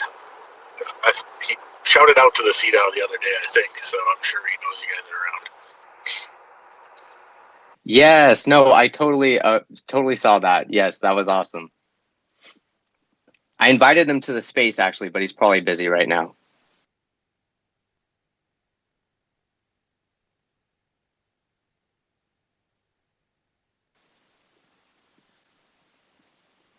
Yeah, no, thanks for that. And I don't know, like, would any of you guys be interested in maybe a poker game nights, or do you have any other game preferences?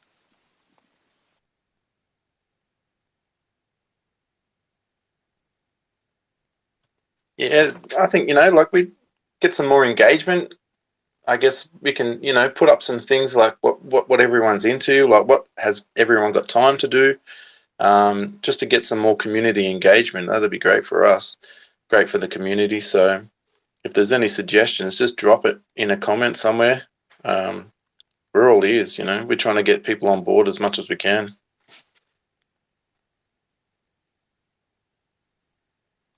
Do you think game night as a community engagement tool would be valuable to you guys? Tim or Patrick? Or Tracker? Tracker, sorry, I did not forget about it. Am I rugged? I'm not rugged, am I? No, you're not rugged, but yeah, we've been going for a pretty long time, so it might be time to wrap it up a bit. You're asking the hard questions again, Raj. The really hard questions. It's I know personally speaking, I know I dropped by to the game night this week, but just as an investor, I'm so busy myself, I don't even have time to play the games I'm invested in. So definitely something to consider. Just because we're in a bear market doesn't mean people aren't busy, and I'm sure some people here feel the same way. But having said that, I mean, it's great to see so many people come out tonight as well. Obviously, the validators have come. Vonnie's invite, Tracker, Patrick, especially Tim as well. Always good to see. Former community DAO governor. Spent many an evening chatting away in Twitter spaces with him in the past. And everybody else as well. Brother One, another good validator. Vonnie, you can continue calling them out if you want. Yeah, I'm just stoked. It's a great turnout for a pretty big topic in my mind. I just think it's the information that we got dropped tonight. I'll definitely be going back through the recording, just to see just what happens at the back end. Like behind the scenes, like it's just so intense, and I'm so grateful that we got to listen to it and hear it all. And I just really appreciate everyone who's contributed to this space today. It's been pretty epic, well beyond what I thought or expected. So, and I'd like to thank Tracker for being the one who jumped in first and responded to my message and gave me the confidence to get the space out. So it was really good. I appreciate it, brother. Look forward to see what you and the team are going to be doing. And, we've got the OGs in the house too, so that's great. Perfect stuff, man. All right, well. And, thanks as well to Raj and Vonnie for hosting. Yeah, and thanks everyone for coming through and speaking, making this a great informational and just engaging space. We have check out the bulletin board. There's the community calendar link on there. You could just click it, sync your Google Calendar with it. It's super spiffy. And join in the Discord. Tim, Patrick, Tracker, any other validators out there, we are planning to stake, or I think we haven't fully voted on it yet, but the plan is to stake the treasury with some validators. So ideally smaller validators. So just gonna say one ball down there. Hey, another validator as well. I see one ball. Hey, real quick, two things. MetaMask staking is enabled, so you guys will be able to use that with multi-sig. But multi-sig is kind of iffy right now, but the capability exists. And second thing is don't stake with my validator. I have much more one than I think everybody in here, so definitely pass me up. Oh man, that's honorable. I was going to say, isn't that like the best sales tactic when you tell someone not to do something? Reverse psychology, right? Oh, snap. Is that what you're doing, Tim? Honestly, don't stake with me. Oh, I love it. So stake with Tim. Damn it. It works too well. Chuck your hands up, NA. Go, man. I'd like to say thank you to all the validators, and I see you, One Bull. Yeah, I'd like to shout out to my mate Wumble, all the way from Indonesia, chiming in real early over there. So he's got some pretty good stuff going on. So it's good to see someone from that geographical area going hard. He's got a pretty good validator and some other stuff going. So it's really good to see him.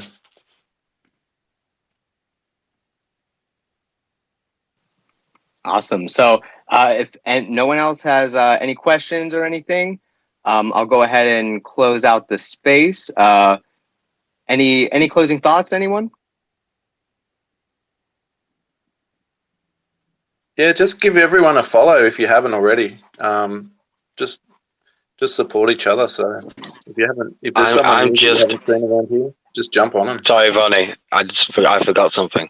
One more thing to say on this before we close out. No, we've got to say it because we've got to be fair to everyone who's listened. When you undelegate your one, is there still a 6-day waiting period? It's still a 7 epoch waiting period, I'm pretty sure. Epoch waiting period. Okay, cool. It's just we need to make that clear, just so that if anybody does watch space, feels like they want to delegate, they should be aware of that. But as I said, they could check out all the resources first. And that's a great point. Thanks, Megalodon, for that. Yes, delegating is a bit sticky. Hey, One Bull, welcome up. Did you have anything to say? Yeah, I just want to say hello. Sorry, I'm very, very late because it's still 6 morning in here. So a bit hard to wake up earlier. And then I just want to say that we still active and approach many communities in here to at least onboard him to use our tools like Mutant One and then Harmony NFT ID.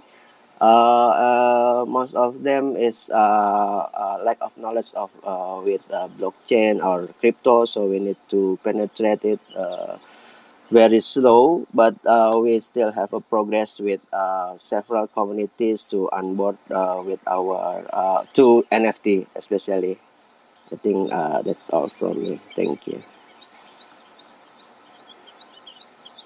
Epic, man. Thank you so much for joining. I know it was super early for you, and I know I have been handing you in the background a few times for some contribution from you guys, but I do recognize that you guys are doing so much onboarding in your community. It's really good to see. It's uplifting a lot of people out of poverty over there. So, yeah, I've got a big respect, mad respect for that community and that area. So it's really good to see, man.